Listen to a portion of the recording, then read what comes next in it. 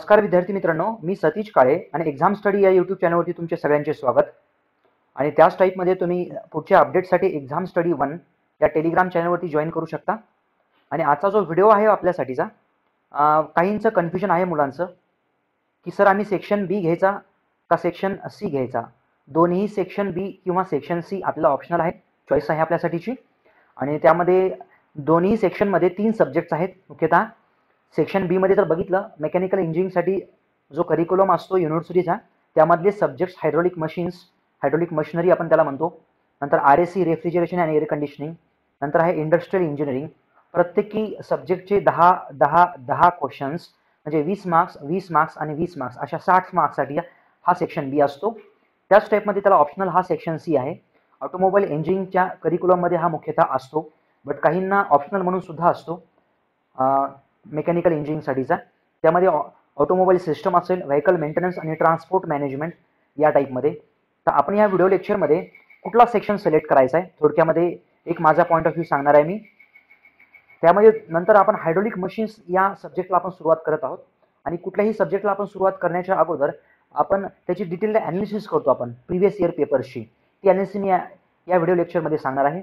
आणि जो आपला कोर्स आहे एक्झाम स्टडी या चॅनलला सुरू केलेला ॲप आहे आपलं एक याच्यामध्ये, आणि तो जो कोर्स आहे त्याविषयीची मी थोडक्यात इन्फॉर्मेशन देणार आहे. थोडक्यात इन्फॉर्मेशन असेल ती ह्याच्यामध्ये जर आपण बघितलं की सेक्शन बी घ्यायचा की सर सेक्शन सी घ्यायचा. आता काहींना सेक्शन सी असा वाटतो की 2017चा क्वेश्चन पेपर बघतात मुलं, आणि सेक्शन सी मधले बरेचसे पॉईंट्स सोपे वाटतात. आणि कारण सोपे वाटण्याचं रिझन असं आहे त्यांचं, ऑटोमोबाईल सिस्टम्स आपण हे लेटेस्ट ट्रेंड्समध्ये केलेला हा टाईप आहे बघा. त्यामध्ये जर आपण बघितलं की याच्यामध्ये हे स्टिअरिंग मेकॅनिझम असेल, सस्पेन्शन असेल, ABS असेल, ब्रेकिंग सिस्टम असेल, आपण ही बऱ्यापैकी खूप चांगल्या प्रकारे आणि खूप चांगला रिस्पॉन्स आपल्या ह्या लेटेस्ट ट्रेंडच्या ह्या यूट्यूब व्हिडिओजला भेटला होता. मुलांना ही बराचसा खूप फायदा झाला. सगळ्यांचे मेसेजेस आले नंतर, त्यांचे मार्क्सही आले नंतरचे, आणि त्यानुसार ते विचारत असतात की सर कुठला घ्यायचा म्हणून. याच्यामध्ये हे व्हेकल लेआउट थोडक्यामध्ये हात नव्हता घेतला आपण ह्याच्यामधला पोर्शन लेटेस्ट ट्रेंडमधला, पण ट्रान्समिशन सिस्टम, चॅसिस असेल, फ्रेम असेल, हे बॉडी इंजिनचे काही टाईप्स बघा. सेक्शन सी मध्ये जर बघितलं तर मेकॅनिकल इंजिनिअरिंगसाठीचा हा पोर्शन बराचसा माहिती आहे, म्हणजे AMV RTO करणाऱ्या प्रत्येक मुलाला हा सेक्शन माहिती आहे, ज्यांनी लेटेस्ट ट्रेंडचा अभ्यास केला आहे चांगल्यापैकी. बट दुसरा पॉईंट जर तुम्हाला सांगायचा असेल, पण what about the vehicle maintenance. आता हा पोर्शन आपल्याला ॲक्च्युली नसतो, करिक्युलममध्ये सुद्धा नसतो. व्हेकल मेंटेनन्स जरी असेल तर आपला हा ऑटोमोबाईल सिस्टमचा पार्ट असतो बघा BE मेकॅनिकलला. लास्ट इयरला काहींना ऑप्शनल म्हणून असतो, तर काहींना कंपल्सरी सब्जेक्टमध्ये असतो. युनिव्हर्सिटी टू युनिव्हर्सिटी थोडासा चेंज असतो. बट हा व्हेकल मेंटेनन्स खूप कमींना आहे. आणि ट्रान्सपोर्ट मॅनेजमेंटमधले जर बघितले आपण तर elements of the transport, it's operations, motor vehicle act आहे, टॅक्सेशन आहे, इन्शुरन्सचे टाईप्स, आणि त्यामध्ये इन्क्लुडिंग कुठले टाईपचे इन्शुरन्स असतात ते आहे. व्हेकल मेंटेनन्समध्ये जर बघितलं, जो की आपल्याला नसतो बघा, हा ज्यांनी वर्कशॉपमध्ये वगैरे काम केलं असतं, काहींना एक्सपिरियन्स आहे, तर त्यांना हा पोर्शन तर काही प्रॉब्लेमॅटिक बनणार नाही. इवन दो काहींना हा सुद्धा जमतोय. याच्यामध्ये जर बघितलं आपण, हे इलेक्ट्रिकलच्या रिलेटेडचं, इलेक्ट्रॉनिक्सच्या रिलेटेडचं आहे. थोडंसं वर्कशॉप लेआउट कसा असतो, मग त्यामध्ये रिपेरिंग सर्व्हिसिंग कसं असतं, मग कुठले डिव्हायसेस आपण इमिशन मेजरमेंटसाठी वापरतो, मग त्यासाठी वापरल्या जाणाऱ्या कंट्रोल टेक्निक्स कुठल्या आहेत या टाईपमध्ये. हा झाला सेक्शन सी बघा. थोडक्यामध्ये सांगितलं मी तुम्हाला इन्फॉर्मेशन याची. तुम्ही 2017च्या पेपरवरून गेस करू नका मेकॅनिकल इंजिनिअरिंग जर असतील तर, कारण त्याचं असं रिझन आहे की त्या पेपरमध्ये क्वेश्चन्स बऱ्यापैकी सोपे होते. आणि तुम्हाला जर खरंच सेक्शन सी मला जर हा पोर्शन, हे दोन्ही पॉईंट जर चांगले जमत असतील तर तुम्ही अवश्य सेक्शन सी कडे जाऊ शकता. फक्त ह्या ऑटोमोबाईल सिस्टमवरून तुम्ही कन्क्लुजन करू नका. हे माझं मत सांगतोय मी. The choice is yours. असं काहीच नाही, तुम्ही तुमच्या मनाने कुठलाही ठरवू शकता. कम्फर्टनेस तुमचा महत्त्वाचा आहे, आणि मार्क्स आपल्यासाठीचे खूप महत्त्वाचे आहेत. एक मार्क्स सुद्धा आपल्यासाठी खूप महत्त्वाचा आहे बघा. मागच्या वेळेसच्या काही मुलांना तुम्ही विचारा, ते मुलं आता रिअपिअर होतच आहेत तुमच्यासोबत, कॉम्पिटिशनला आहेत. जे फर्स्ट टाइम अटेम्प्ट करतायत त्यांच्यासाठी ते कॉम्पिटिशनला असणारच आहेत. आणि सेक्शन बी विषयी मी सांगतो. याच्यामध्ये हायड्रॉलिक मशीन्स, RAC आणि इंडस्ट्रियल इंजिनिअरिंग हा ऑलमोस्ट प्रत्येक मेकॅनिकल इंजिनिअरिंगच्या करिक्युलममध्ये आहे हे सब्जेक्ट्स. त्यामध्ये हा HM असतो कंपल्सरी, RAC सुद्धा असतो. इंडस्ट्रियल इंजिनिअरिंग काही ठिकाणी हा ऑप्शनलमध्ये असतो बघा हा. आणि नाहीतरी इंडस्ट्रियल इंजिनिअरिंग हा खरंच खूप सोपा पोर्शन आहे. यामध्ये फक्त ॲडिशनल पोर्शन हा मेट्रोलॉजीचा आहे बघा. ह्याच्यामध्ये इंडस्ट्रियल इंजिनिअरिंगमध्ये जर सांगायचं असेल तर type of production, plant layout कसा असतो, प्रोसेस प्लॅनिंग, वर्क स्टडी आहे, स्टॅटिस्टिकल क्वालिटी कंट्रोल, त्याला SQC म्हणतो. पोर्शन सोपा आहे.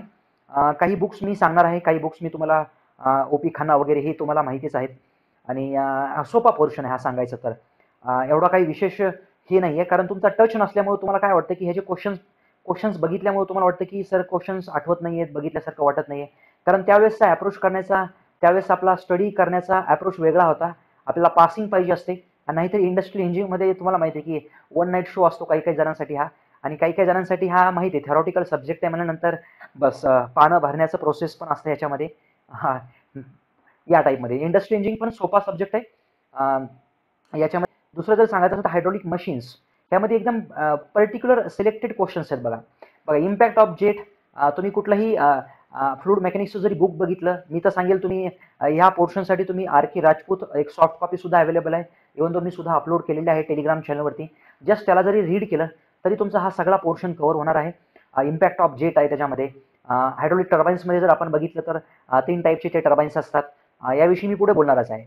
याच्याविषयी मी चांगलं सखोलमध्ये ॲनालिसिस केलेली आहे पुढच्या स्लाईडमध्ये, तर त्याच्याविषयी मी सांगेलच. नंतर हे RSCसाठी बोलतो आपण. ह्याच्यामध्ये RSC मधला काय पूर्णच पोर्शन नाही आपल्याला. इंट्रोडक्टरी बऱ्याचशा सिस्टम्स आहेत त्याच्यामध्ये काही प्रमाणामध्ये. हे रेफ्रिजरेटर आणि हीट पंप हा तर थर्मोडायनमिक्सचाच पोर्शन आहे बघा.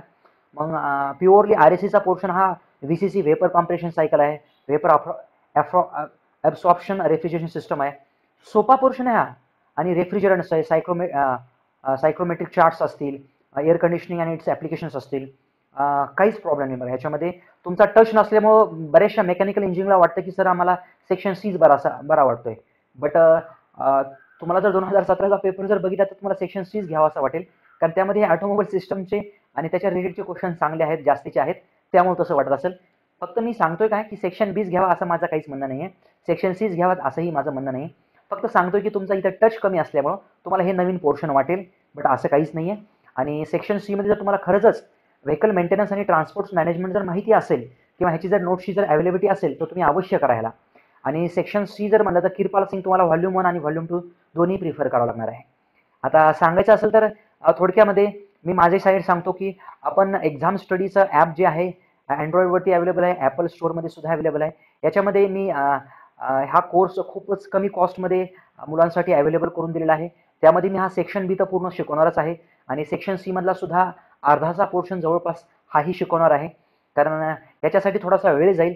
आणि माझा हा मेन थीम जी आहे माझ्या कोर्सची, म्हणजे मी जो डिझाईन केला मुलांच्या म्हणण्याप्रमाणेच, तर सेक्शन A असणार आहे.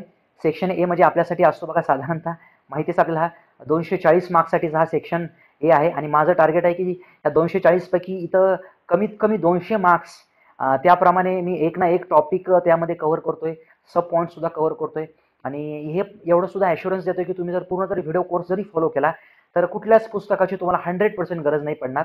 फक्त तुम्हाला वापरावं लागणार आहे वेगवेगळ्या क्वेश्चनसाठी ऑब्जेक्टिव्ह बुक्स वापरावं लागणार आहे. बट तेही मी फ्री कंटेंट खूप सगळं ह्या ॲपमध्ये तुम्हाला अवेलेबल करून दिलेलं आहे. आणि तुम्ही टेस्ट सिरीजसुद्धा जॉईन करू शकता. त्या टेस्ट सिरीजमध्ये जर सांगायचं असेल तर बरेचसे क्वेश्चन स्वतः डिझाईन केले आहेत. बरेचसे क्वेश्चन्स ESCचे इंजिनिअरिंग सर्व्हिसेसचे घेतलेले आहेत, SSCचे घेतलेले आहेत आणि रेफरन्स बुकचे क्वेश्चन्स घेतलेले आहेत. प्रत्येक क्वेश्चन्सला प्रॉपर एक्सप्लेनेशन आहे. त्यामध्ये व्हिडिओ सोल्युशनसुद्धा मी पुढे देणारच आहे मुलांच्या रिक्वायरमेंटप्रमाणे. टिपिकल क्वेश्चनचं व्हिडिओ सोल्युशन आणि त्याचं रिव्हिजन थोडक्यामध्ये. हा फॉर्मॅट जो मी लेटेस्ट ट्रेंडला वापरला होता शेवटी तोच फॉर्मॅट इथंही अवेलेबल असणार आहे. आणि जे काही तुम्हाला PDFs मटेरियल जे हवं असेल ते सुद्धा मी फ्री ऑफ कॉस्टमध्ये अपलोड करणार आहे. आणि काही बाकीचं कंटेंट डेव्हलपमेंटचं काम सुरू आहे, बघूया ते कितपर्यंत चालतंय.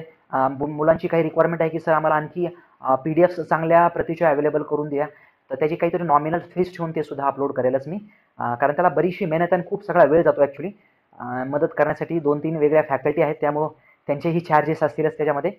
आता सेक्शन B विषयी मी हायड्रॉलिक मशीन्स हा सुरू करतोय आपल्या कोर्समध्ये. जवळपास याच्यामध्ये आजच्या डेटला जवळपास हा सॉम संपलाय, फ्लूइड मेकॅनिक्सही संपलाय.